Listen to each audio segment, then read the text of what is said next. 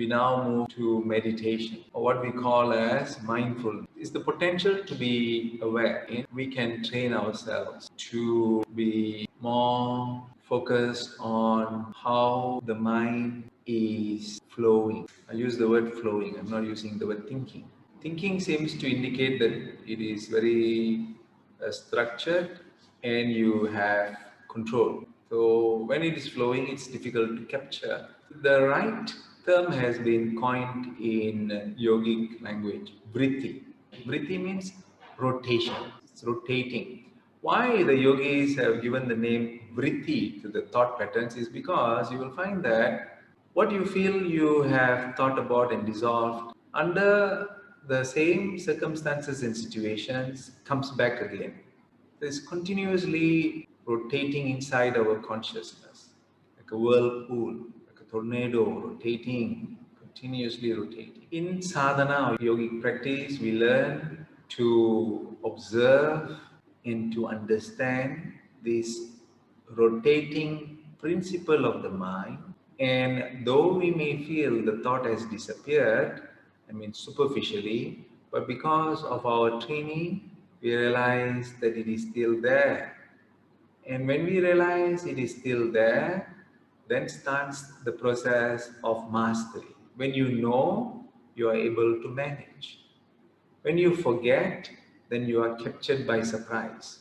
You thought that you have managed it, but it is not this that is happening in reality. You just forgot. It moved away from your central focus and then your peripheral focus. Your central focus is what's happening right now, what you think is in your mind right now. But when you train your peripheral focus or your sight focus, you're also aware dangling remnants of other thoughts, other emotions, still dangling there, still holding on to you tight.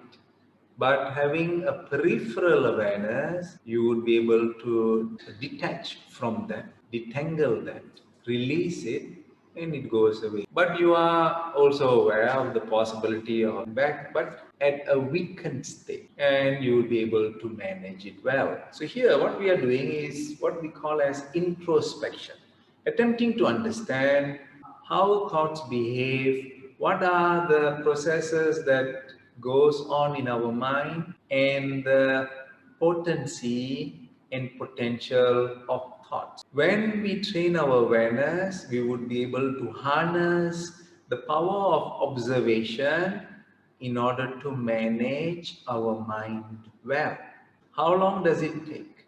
If you are completely sincere and you surrender to this practice, then you would be able to progress well. What is the obstacle to almost every evolution that you can progress on is ahankara or false ego.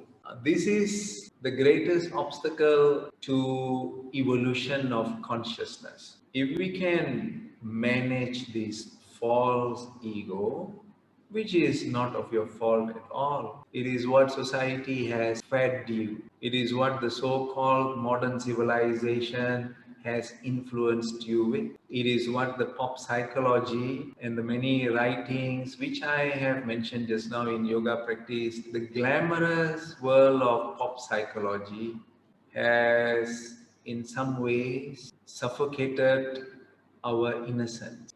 Time to unlearn, time to dissolve by diving deeper inside and expunging these theories, these so-called fascinating concepts and ideologies, punch it, dissolve it, because true power lies in the raw innocence, in sincerity that is in the depth of your consciousness.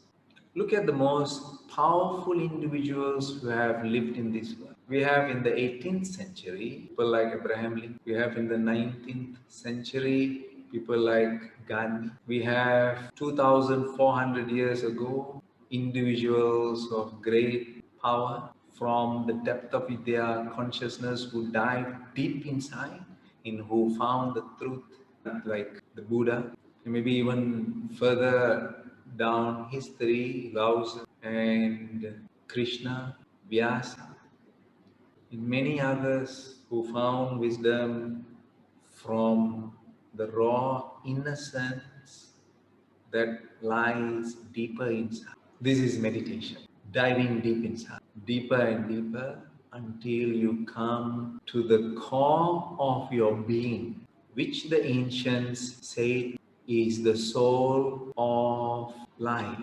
If you don't want to use the word soul, then just understand that it is the essence of life that lies deep inside, beyond the workings of manas, thought, counter-thought.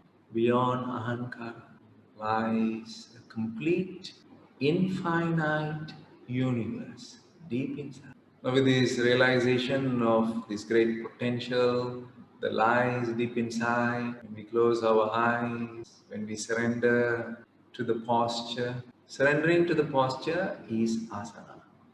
Surrendering to the breath is pranayama. Surrendering to inner consciousness is dhyana. When all three are properly aligned, one experiences samadhi, equanimity, super consciousness, diving deep in. So with this realization of this great power within oneself, remember, it's not only within yourself, it is in every single person. And wouldn't it be right to assist others as others have assisted us to also help trigger or to serve to trigger this potential inside them as you have been served by another to trigger the potential within you? Time to do good deeds. Let's not sit in our rooms or house. Let us connect with. You have all the talents through the media, through the gadgets that you have to reach out. Remember this. You know what is the other meaning of Jnana Yoga? Is remembering. Remembering to do. Remembering to share. Remembering to be a catalyst, to be a trigger in the evolution of others. When you do this, you will evolve. If you realize that no matter how much you attempt to spend time for your own evolution, sometimes seems to be very slow. But the moment you step out of your comfort zone and sincerely attempt to be a catalyst in the evolution of others, you grow so much. If you not have these glimpses, we have to remind ourselves again and again, as the ancients have done it. They have reminded themselves. And what happened when they stepped out of their comfort zone to serve others? We are speaking of them 5,000 years after they have left this earth, only because they served others. Namaskar, everybody. Thank you.